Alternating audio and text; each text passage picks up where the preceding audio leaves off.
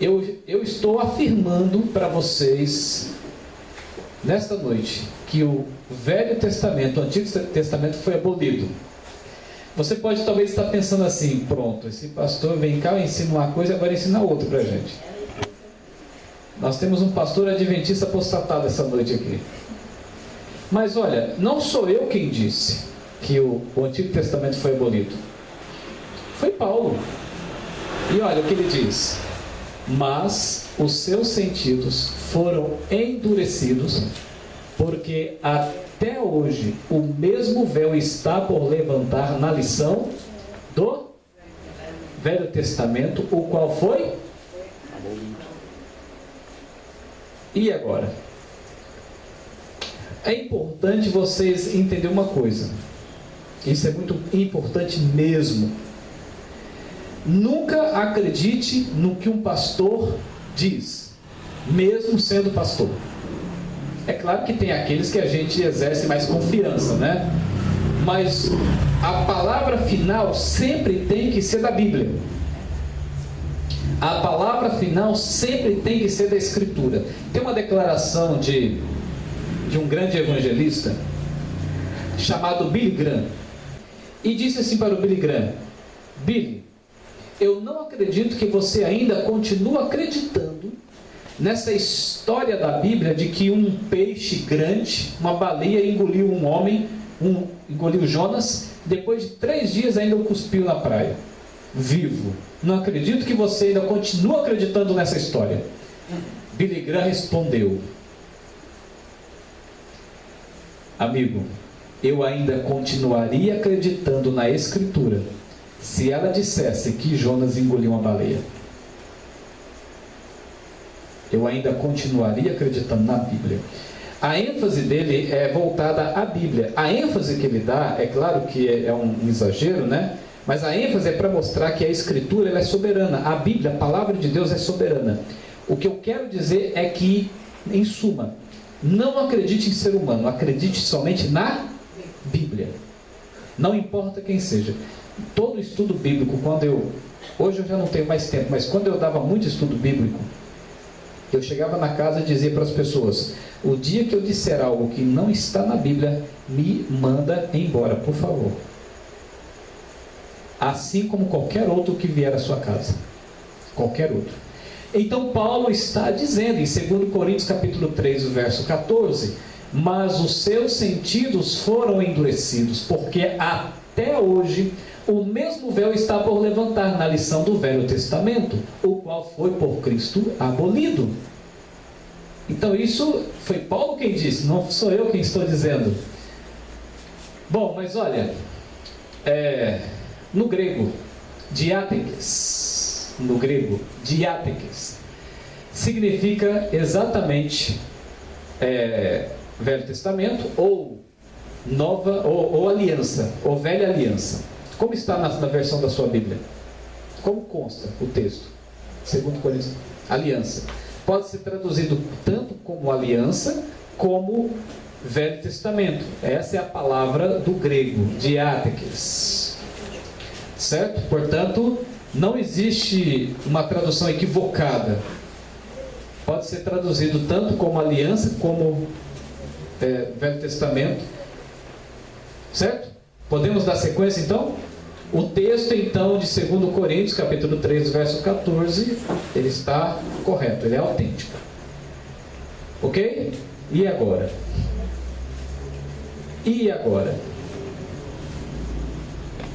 Se um evangélico mostrar esse texto para vocês, o que vocês responderiam? Se alguém de outra igreja, de outra religião, de outra igreja apresentar esse texto para você e dizer que o Velho Testamento foi abolido, o que você diria? Difícil de responder? Se um evangélico dissesse para mim que o Velho Testamento foi abolido e mostrasse esse texto, eu concordaria com ele. Eu diria: você está 100% correto.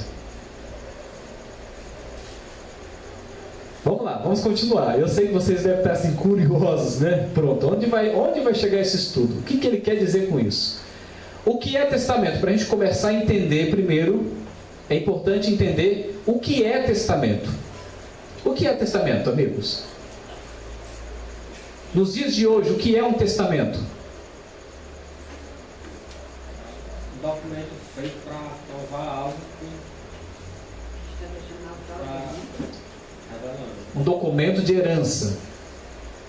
Se você tem algumas terras, se você tem algum dinheiro, se você tem propriedades, existe um documento em que você, através desse documento, enumera os herdeiros, não é isso? Pois bem, é a doação de uma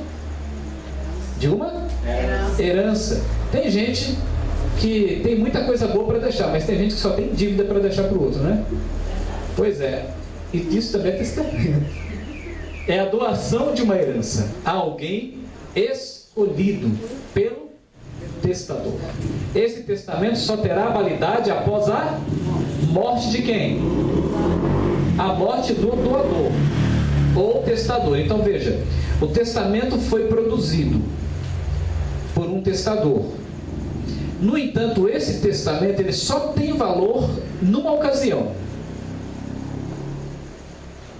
quando o testador morre.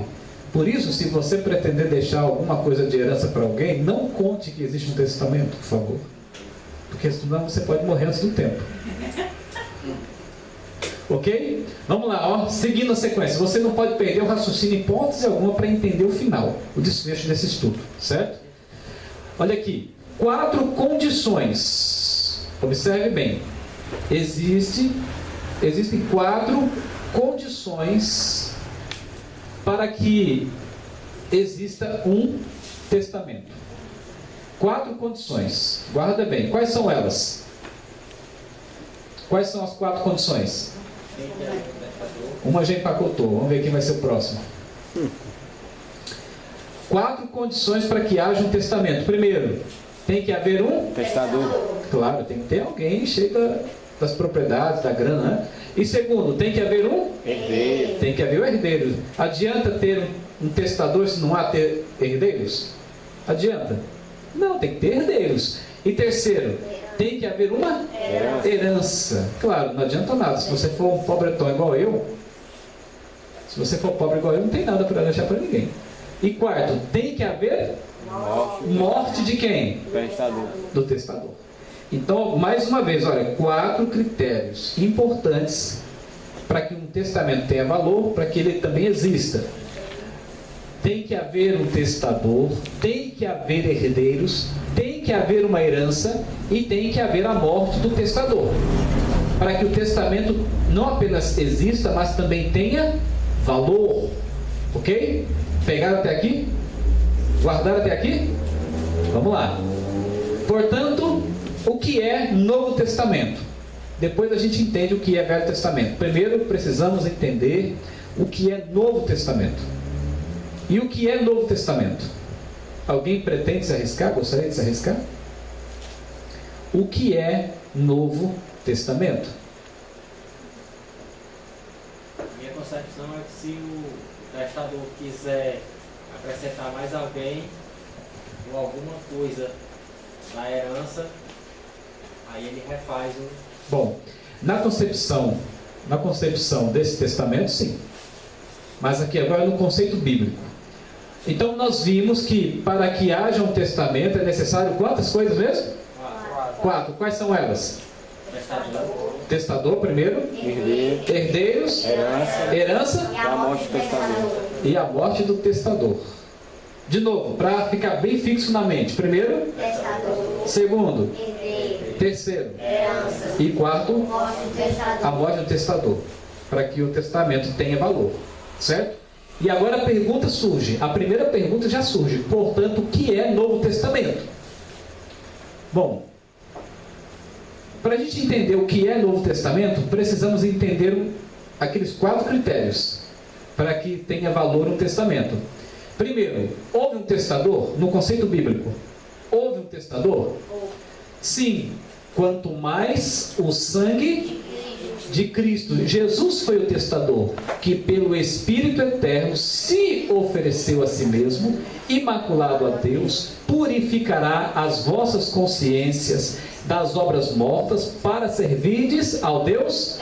Então, houve o testador? E continuando. E por isso é do quê? Do Novo Testamento. Para que intervindo a morte, para a remissão das transgressões que havia debaixo do primeiro testamento. Portanto, houve um testador? Quem foi esse testador? Jesus foi o testador, dentro do conceito bíblico. Segunda pergunta: houve herança? Sim, Paulo continua descrevendo. E por isso é mediador do Novo Testamento, para que intervindo a morte, os chamados recebam a promessa do quê? Houve testador? Segundo, houve herança? Sim, qual é a herança? A herança eterna, a vida eterna, a eternidade, a salvação, a redenção. Essa é a herança. Bom, terceiro, houve herdeiros? Sim, Paulo continua. E por isso é mediador do Novo Testamento, para que, intervindo a morte, os chamados recebam a promessa da herança. Então, houve herdeiros? Quem são os herdeiros? Nós somos os herdeiros. Então vamos lá. Primeiro, houve um testador? Quem? Segundo, houve herança? O que é herança? Terceiro, houve herdeiros? Quem são os herdeiros? Nós. E quarto, houve morte? Quanto mais o sangue de Cristo se ofereceu a si mesmo. E depois Paulo ainda continua no verso 15. Por isso é mediador do Novo Testamento, para que, intervindo a morte. Houve a morte? Se houve a morte, significa que o testamento valeu. Mas o que é testamento? Ainda não foi respondido. O que é testamento? Em nossos dias, amigos, você cria um testamento como esse, um cartório, não é? Mas nos tempos de Cristo, era através do quê? Do sangue. Em nossos dias, a confirmação da morte de um testamenteiro é um documento. Quando você faz o testamento, faz em cartório, e lá no cartório eles carimbam, eles selam, eles arquivam, mas aquele testamento somente tem valor quando você morre. Em outras palavras, quando o seu sangue é derramado na sua morte. Da mesma maneira, no tempo de Cristo, nos dias de Cristo, era através do derramamento de sangue. Abre em Hebreus 9:22 e leia para você ver. O que diz Hebreus 9:22? Só para confirmar.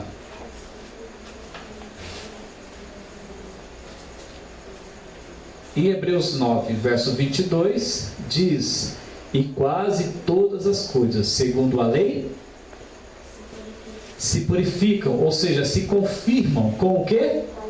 Com o sangue. E sem derramamento de sangue não há?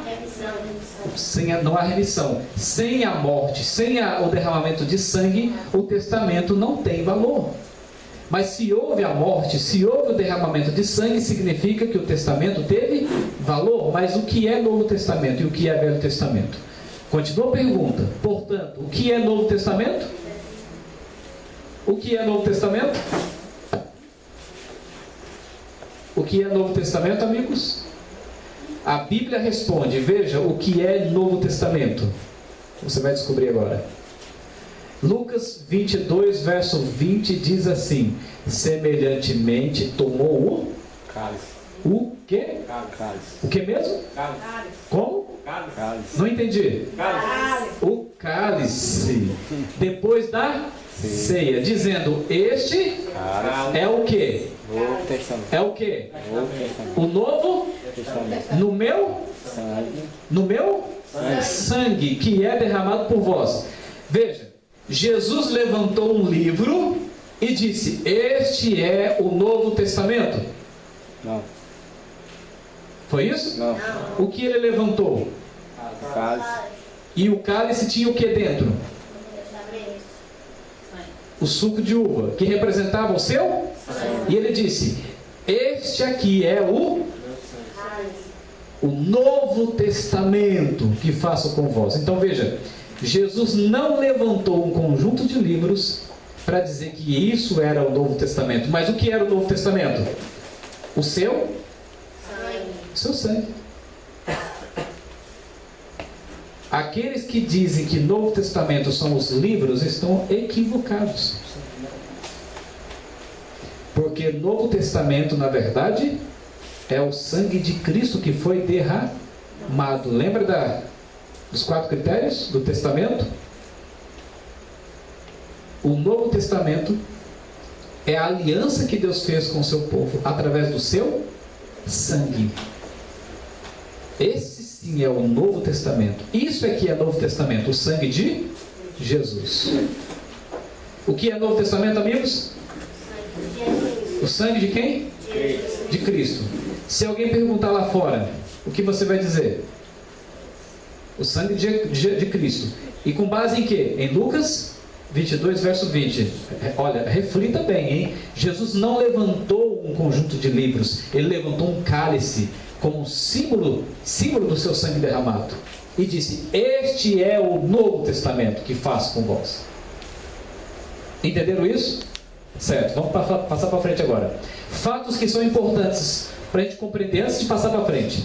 Naqueles dias, esses livros ainda não existiam. Quando Jesus levantou o cálice e disse: esse é o Novo Testamento, esses livros aqui, que no comum chamamos de Novo Testamento, ainda não existiam. Segundo, no ano 200, Tertuliano os reuniu em um só feixe e os chamou de Novo Testamento. Quem é que chamou esses livros de Novo Testamento? Tertuliano. Foi Jesus? Não. Foi quem? Tertuliano, um homem, um ser humano. Terceiro, na metade do 3º século, estes escritos foram unidos aos demais, formando a Bíblia. Quarto, passaram a chamar os demais livros de Velho Testamento apenas por analogia. Se esses aqui são novos, então esses aqui são os velhos. Apenas por analogia. E quinto, a Bíblia tem o quê? Outro nome que vamos ver daqui a pouco. Ok? Está começando a ter uma revelação aí? Uma luz? Vamos lá então. Agora a pergunta, a segunda pergunta: o que é Velho Testamento? O que é Velho Testamento? Estamos devagarinho chegando em 2 Coríntios capítulo 3, que lemos no começo, lembra? Que o Velho Testamento foi abolido por Cristo. Estamos devagarinho chegando lá. O que é Velho Testamento agora? Paulo responde em Hebreus 9, pelo que também a primeira aliança, o primeiro testamento não foi consagrado sem, porque o segundo foi, né? Que é aquele que Jesus disse que o meu sangue é o Novo Testamento que faço com vós. Aí Paulo está dizendo, a primeira aliança, o primeiro testamento, também não foi fundamentado sem sangue. Paulo está dizendo, não foi consagrado sem sangue, porque havendo Moisés anunciado a todo o povo, tomou o sangue de quem, amigos? O sangue de quem? Dos bezerros e dizendo, este é o sangue do Testamento. O que é Antigo Testamento, amigos? O que é Velho Testamento? Sangue de animais. A lei cerimonial, sangue de animais. Novo Testamento, sangue de Cristo. Velho Testamento, sangue de animais. Nova aliança, sangue de Cristo. Antiga aliança, feita no sangue dos animais, do cordeiro, que era imolado diariamente lá no santuário. E dizendo, este é o sangue do testamento que Deus nos tem mandado. O testamento antigo. Confirmando, olha aqui, em Êxodo 24 diz, Moisés tomou metade do sangue e o pôs em bacias, e a outra metade os espargiu sobre o altar. Então Moisés tomou aquele sangue e o aspergiu sobre o povo e disse, eis aqui o sangue da aliança convosco a respeito de todas essas palavras. O que é Novo Testamento? Sangue de Cristo. Sangue de Cristo. O sangue de Jesus, que foi derramado na cruz. E o que é Velho Testamento? A aliança feita através do sangue do cordeiro, dos animais. Ok? Está claro agora? Vamos lá, sequência. Quando começou isso? Paulo responde em Gálatas. que começou 430 anos antes da lei. Porque eles além de confundirem e dizer que Velho Testamento é o conjunto de livros antigos mais os 10 mandamentos, eles se equivocam nessas duas coisas, nesses dois fatores. Dizer que são um conjunto de livros e que reflete os 10 mandamentos. Por isso eles dizem que foi abolido. Porque na verdade o alvo deles é os 10 mandamentos. Não é nem o livro, não é nem um conjunto de livros. Eles querem afetar mesmo, eles querem focar o abolimento dos 10 mandamentos. Só que tem um detalhe. Essa aliança, ou esse Velho Testamento, na verdade, começou 430 anos antes da lei ser dada no Sinai. Na verdade, a lei de Deus já existia antes. Ela só foi escrita a partir do Sinai. Portanto, isso mostra o segundo equívoco da parte deles. E digo isso, disse Paulo, uma aliança já anteriormente confirmada por Deus. A lei que veio, olha aqui, 430 anos depois, não a pode abrogar, de forma que a velha que venha a desfazer a promessa. Novamente, uma aliança já anteriormente confirmada por Deus. A lei que veio 430 anos depois não a pode abrogar, de forma que venha a desfazer a promessa. Está em Gálatas 3,17. Alguma dúvida até aqui? Veja os dois testamentos paralelamente, para ficar assim bem simples. As duas alianças ou os dois testamentos. Em cima, Velho Testamento. Embaixo, Novo Testamento. O Velho Testamento, Moisés tomou o sangue dos bezerros e dos bodes, dizendo: este é o sangue do testamento que Deus nos tem mandado. Foi Paulo quem descreveu essa situação do Antigo Testamento. Então, o Velho Testamento é o sangue de animais. E o Novo Testamento?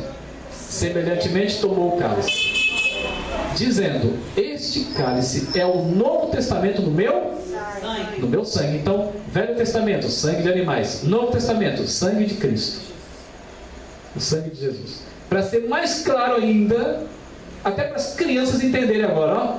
Velho Testamento, sangue dos animais. Novo Testamento, sangue de Cristo. Ficou claro? Agora dá para entender o que Paulo estava dizendo. Que Velho Testamento era aquele que foi abolido por Cristo? O que era? A primeira aliança feita no cerimonialismo. As leis cerimoniais, que eram sombra de Cristo, eram profecias da vinda do Messias, o verdadeiro Cordeiro que tiraria o pecado do mundo, como descreve João Batista lá no capítulo 1, verso 29 de João, do Evangelho de João. Velho Testamento, Novo Testamento. Paulo se equivocou? Está errado ali? Não, está certíssimo. E Paulo não errou, Paulo não se equivocou. Ele estava se referindo exatamente ao que a Bíblia entende como Velho Testamento e como Novo Testamento, ou Antiga Aliança ou Nova Aliança. Está claro agora? Foram os 10 mandamentos que foram abolidos? Não. Foram os livros do antigos que foram abolidos? Também não. Sabendo agora o que foi abolido, resta-nos saber agora o que não foi abolido. O que é que não foi abolido então? Mateus 5,17: não penseis que vim para revogar a lei ou os profetas. Não vim para revogar, vim para cumprir, fazer valer, obedecer, etc. Dar exemplo então, e tudo mais. Mateus 22, verso 34 e 40: destes 2 mandamentos depende toda a lei e os profetas. O que é que não foi abolido? Nem a lei e nem os profetas. E no texto anterior, o que é que não foi abolido? Nem a lei e nem os profetas. Jesus disse: não vim para revogar a lei e os profetas. E depois, em 2 Pedro 1,19: sabendo primeiramente isto, que nenhuma profecia da Escritura provém de particular elucidação. Isso aqui para reforçar a ideia. Pois em Lucas 16,17 diz que é mais fácil passar o céu e a terra do que cair um tio sequer da lei. O que é que não foi abolido? A lei. E continuando: por que então chamamos esses livros de Velho e Novo Testamento? Por que chamamos de Velho e Novo Testamento? Não é errado chamar de Velho e Novo Testamento, mas é importante saber exatamente o significado. Tá bem? Então vamos lá. Por quê? Na pequena enciclopédia bíblica, para não dizerem que isso é coisa de adventista, um material extra-adventista, na página 65 diz assim: Antigo Testamento, conjunto dos livros bíblicos anteriores aos evangelhos. Aí vem a explicação. Por quê? Porque Tertuliano e Orígenes, no século II, deram, foi esses dois homens que deram esse título, baseado em 2 Coríntios 3,14, que é o texto que começamos a analisar aqui, ao primeiro e maior das duas divisões da Bíblia. É a antiga aliança ou pacto entre Deus e os homens antes da vinda de Cristo. Portanto, quem deu o nome de Antigo e Novo Testamento foi Tertuliano e Orígenes, baseado em 2 Coríntios 3,14. Esta não foi um batizado feliz, porque esses velhos escritos não são chamados de Velho Testamento, na essência, na essência. E nem os livros novos deveriam ser chamados de Novo Testamento, na essência, embora não seja errado a gente chamar, já que o nome impregnou dessa maneira, né? Mas é importante compreender o sentido adequado, correto. Qual o verdadeiro nome da Bíblia agora? A própria Bíblia responde. Em Marcos 12, 24 diz: errais por não conhecerem o quê? As Escrituras. João 5, 39, examinai as Escrituras. Depois, 2 Timóteo 3, 16, toda Escritura. E depois, João 10, 35, e a esse não pode ser anulada. Não pode ser anulada. E você pode adicionar a essa soma também os textos que falam sobre os oráculos de Deus, ou palavra de Deus. É a maneira como os profetas e o próprio Jesus chama as Escrituras, ou a Bíblia, tá bem? Esse é o nome correto das Escrituras, ou desses livros, ok? Não é Antigo e nem Novo Testamento, não é. Bom, observações importantes. Primeiro, Paulo disse que o Velho Testamento foi abolido, e não as Escrituras. Segundo, o mesmo Paulo que disse que o Velho Testamento foi abolido, também disse: assim sirvo ao Deus de nossos pais, crendo em tudo quanto está escrito aonde? O mesmo Paulo que disse que o Velho Testamento foi abolido, foi o mesmo que disse que ele serve a Deus, crendo em tudo quanto está escrito, tanto na lei quanto nos profetas. Na lei de Deus e nos profetas. E os profetas redundam em toda a Escritura, todos os livros, porque foram escritos por profetas, homens inspirados por Deus. Então ele exaltou a lei e exaltou toda a Escritura, ok? Mas o que ele não exaltou foi o quê? Foi a lei cerimonial. Ele evoca a lei cerimonial, mostrando que essa sim foi o sistema que fora abolido quando Jesus substituiu o sistema antigo. O sacrifício de Cristo substituiu o sacrifício de animais. A lei do cerimonialismo que apontava para Cristo, isso é o que findou. O sangue de Jesus na cruz substituiu o sangue dos cordeiros lá no santuário. Por isso Paulo disse que essa velha aliança, ou o Velho Testamento, ou o sangue de animais, foram abolidos. Está claro isso? Ficou claro isso? E agora, vocês concordam comigo que o Velho Testamento foi abolido ou não foi? Concorda comigo? Sim. Concorda comigo, irmã? Se converteu então? Brincadeira. Vocês se converteram agora então? Que bom. Que houve salvação em Israel essa noite. Evidências bíblicas de que Deus não muda, para a gente fechar. Evidências bíblicas de que Deus não muda. São textos que eu já apresentei para vocês, eu acho. Eclesiastes 3, verso 14, diz assim: eu sei que tudo que Deus faz, olha aqui, durará eternamente. Nada se lhe deve acrescentar e nada se lhe deve tirar. E isso faz Deus para que haja temor diante dele. Malaquias 3, 6, porque o Senhor não muda. Tiago 1,17, em Deus não há mudança nem sombra de variação. São textos que vocês já conhecem, que eu já citei também antes e naquele dia. Salmo 89, 34, não violarei a minha aliança, não mudarei o que saiu dos meus lábios. Deus não é homem que minta.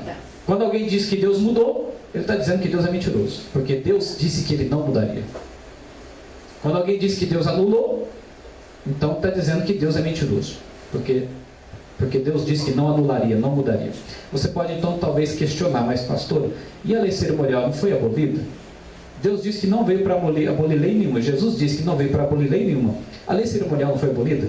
Amigos, quando alguém diz assim que a lei cerimonial foi abolida, deve ser no sentido de que ela encontrou-se com a sua realidade. A lei cerimonial, na verdade, se você levar isso em consideração na essência dela, você vai descobrir uma coisa: o que mudou foi a forma, mas a lei permaneceu em Cristo. A lei cerimonial, na sua forma, ela mudou, porque Jesus substituiu ela. Então, na sua essência, a lei cerimonial permaneceu em Cristo, porque Jesus continua sendo a essência dessa lei cerimonial antiga. Por quê? Vou dar um exemplo. Acabou-se o sacrifício de animais, não foi? Acabou. Mas o sangue continua sendo aspergido hoje? Simbolicamente sim, porque também o sistema era simbólico.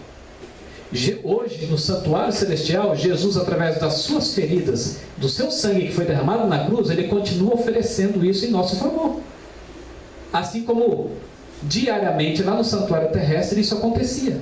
E hoje esse diário, ele se transfere para Cristo, que diariamente oferece o seu sacrifício perante o Pai a nosso favor. Perceberam? Então, mesmo a lei cerimonial, nessa essência, na verdade, ela não foi anulada. Na verdade, ela permaneceu, só mudou a roupagem dela. Só mudou a maneira dela acontecer. Ao invés de acontecer em todos aqueles sistemas antigos, agora ela se cumpre em Cristo, ela permanece e continua através da pessoa de Jesus. Porque tudo no santuário representava Cristo. A bacia do lavatório representava a graça de Cristo. Aquela água, a graça de Cristo. Os pães, Jesus, o pão da vida. E assim por diante, todos os sistemas, todos os ritos, todas as festividades, todas as regras e leis do santuário tipificavam Jesus. Era uma tipologia clara do próprio Jesus. Então esse cerimonialismo todo se encontrou-se com o verdadeiro e através do verdadeiro permaneceu. Compreenderam? Ficou claro? Ok. Bom, observações. Se Deus disse que sua palavra é eterna, podemos confiar? Sim, é o que diz Isaías 40, verso 8. Seca-se o quê? A erva. E que mais? Não estou errando, não? Seca-se a erva, cai a flor, mas a palavra de Deus permanece para sempre. É o que diz Isaías 40, verso 8. Mas a palavra de Deus permanece para sempre. Geração vem, geração vai. Geração vem, geração vai. E assim por diante. Já estamos há quase 6.000 anos de pecado sobre a terra. Quantas gerações já não passaram? Mas a palavra de Deus permanece para sempre, eternamente. Ok? Bom, se Deus disse que sua lei permanece para sempre, podemos confiar ainda? Sim. É o que diz Salmo 111, versos 7 e 8, que diz que os mandamentos de Deus foram fundados para sempre. E Salmo 119, 152, que fala a justiça dos teus testemunhos. Abre aí Salmo 119, 152. A justiça dos teus testemunhos é o verso 144. E o verso 152 fala dos mandamentos de Deus. O que diz aí? Salmo 119, verso 152.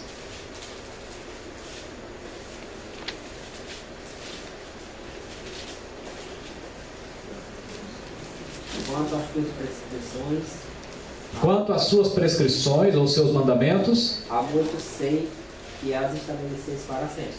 Há muito sei que as estabeleceste para sempre. Portanto, se a palavra de Deus, se as Escrituras dizem que a lei permanece para sempre, podemos confiar? Claro que podemos confiar, com certeza. Podemos sim confiar, porque ela é a garantia e a segurança do que estamos aprendendo e confiando. Se Deus disse que o sábado é um sinal para sempre, podemos confiar? Sim. É o que diz Êxodo 31:15. Ah, mas pastor, mas lá diz assim que é para o povo de Israel. Amigos, quem é Israel em nossos dias? Lembra que Paulo disse lá em Romanos que não é judeu aquele que é? Quem são os israelitas espirituais? Lembram-se? Veja, observe. Existiu o judeu literal, Jerusalém literal, não existiu? A raça eleita literal. Em nossos dias, existiu também as tribos literais. Em nossos dias, veja, tudo é tratado dentro do contexto espiritual. Paulo fala em Romanos do judeu espiritual. Jesus apresentou no Apocalipse a Nova Jerusalém, e Jerusalém é uma cidade com conotação judaica, só que agora, no sentido espiritual, embora ela seja real no futuro, mas ela continua se chamando Nova Jerusalém. As 12 tribos que existia, embora ali no Apocalipse seja tratado esse assunto de maneira simbólica, mas eles traem a analogia das tribos, das 12 tribos de Israel, como representação dos salvos, dos remidos que serão no futuro. Não pensem, amigos, que o Evangelho passou para os gentios. Porque todo aquele que se converte ao reino de Deus, ele deixa de ser gentio para se tornar um judeu espiritual. É o que Paulo está dizendo lá em Romanos. Porque a palavra gentio no dicionário, se você procurar, está lá. No dicionário recebe uma conotação pejorativa. Gentio é uma pessoa rebelde, afastada de Deus, longe de Deus. Quando nós nos convertemos a Cristo, nos tornamos judeus espirituais, israelitas espirituais. Por isso que a Escritura trata os remidos dessa maneira. Morando em Nova Jerusalém, com as características das 12 tribos, e sendo um judeu de coração, espiritual, como disse Paulo em Romanos. Entenderam? Quando alguém disser assim, hoje eu sou um gentio porque aceitei o Evangelho que foi passado para os gentios. Não, o Evangelho foi pregado para os gentios.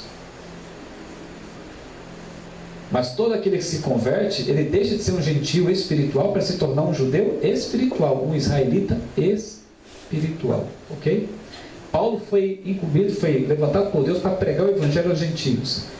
Nesse sentido, que o Evangelho passou para os gentios, o Evangelho passou a ser pregado para os judeus, porque lá em Mateus capítulo 10, Jesus disse que primeiro seria pregado para os de casa, e em sequência, os que eram de fora de Israel receberiam esse mesmo Evangelho.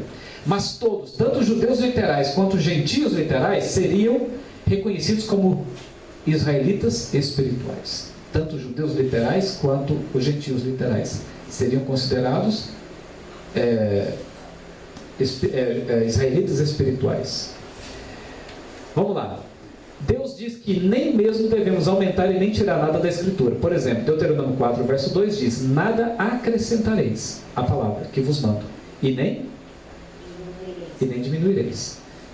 No capítulo 12, verso 32 diz: tudo que eu vos ordeno, observareis, nada lhes acrescentarás e nem diminuirás. Eu sei que tudo que Deus faz durará eternamente. Nada se lhe deve acrescentar e nada se lhe deve tirar. Eclesiastes 3,14. O apóstolo Paulo também nos aconselha a não ir além do que está escrito. E eu, irmãos, apliquei estas coisas para que nós aprendais, em nós, em quem? Os discípulos, aprendais a não ir além do que está escrito.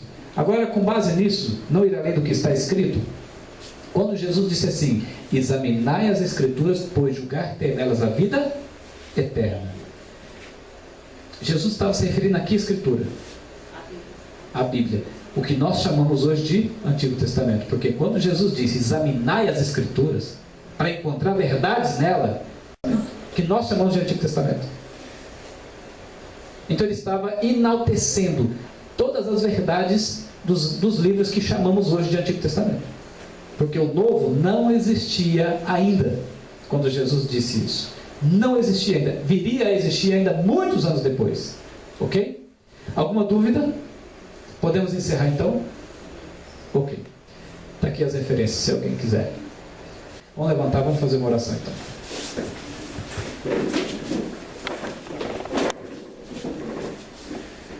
Obrigado, Senhor, pelo estudo que tivemos aqui nesta noite. E que o Senhor continue nos instruindo, nos ensinando, nos alfabetizando na Tua Palavra. para que a gente esteja preparado para defender a Tua verdade. Ilumina a nossa vida, proteja-nos de qualquer perigo. Abençoe esse bairro, esse local, e que o Teu Espírito Santo seja derramado aqui nesses lares, para que mais pessoas sejam atraídas para a verdade, para a Tua igreja. E nos use, nos capacite, nos prepare para sermos homens e mulheres missionários, evangelistas, pregadores da Tua palavra. É assim, acreditando que um dia o Teu Espírito nos capacitará, entregamos tudo nas Tuas mãos, nos méritos do Senhor Jesus. Amém.